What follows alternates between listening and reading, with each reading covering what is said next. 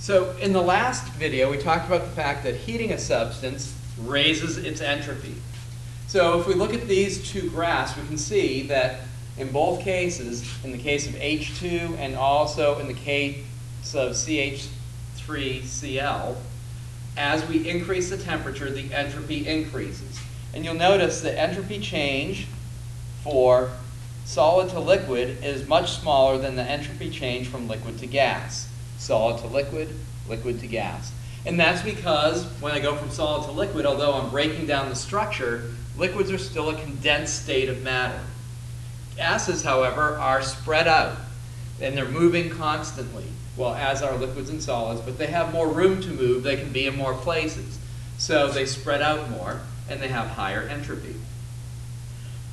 The third law of thermodynamics says that the entropy of a pure crystalline solid at 0 K is 0 joules per mole. So entropy is an absolute measurement. There is a 0 point. You cannot have negative entropy.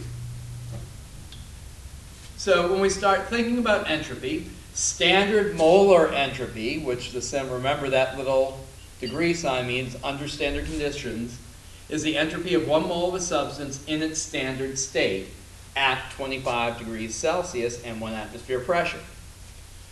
Okay.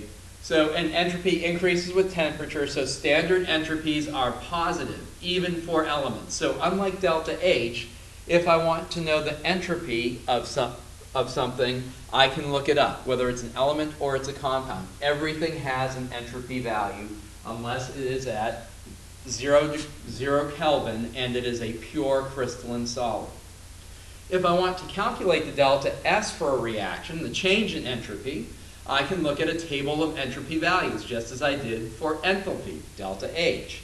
So the delta S for a reaction is equal to the sum of the entropies of the products minus the sum of the entropies of the reactants. Remember, products minus reactants. So here we go. Again, you will get tables of entropy values just like you get tables of enthalpy values. Now the big difference is the units of entropy are joules per mole Kelvin. So there is a temperature component to that because entropy is temperature dependent. Remember, H, or delta H, is kilojoules per mole.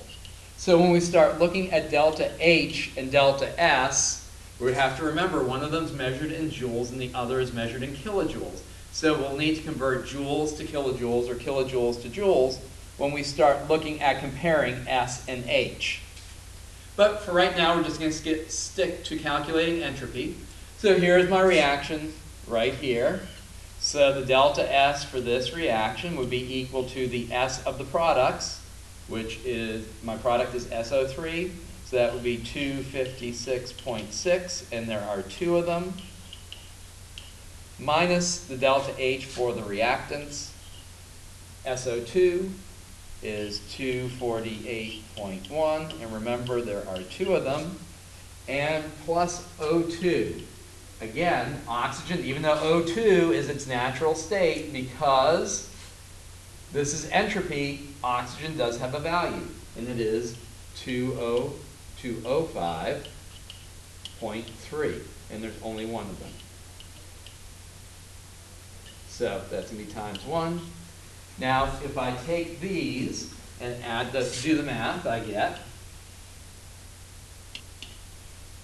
a positive 222.3,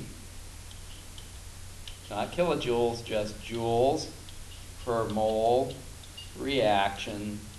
Remember that reaction means it's for the whole thing, times Kelvin.